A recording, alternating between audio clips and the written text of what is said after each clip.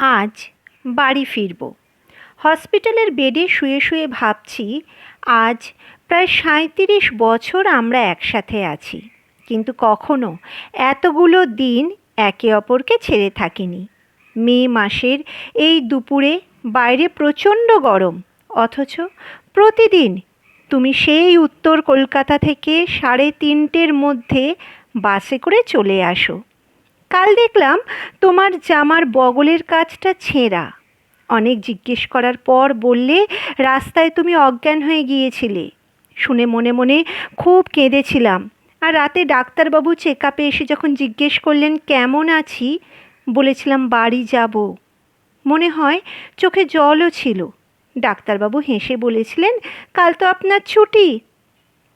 তুমি সমস্ত payment formalities complete করে এলেই রেডি হয়ে একটু পরেই বাড়ি ফিরব। হ্যাঁ, এভাবেই চলবে আমাদের সাংসারিক ভালোবাসা।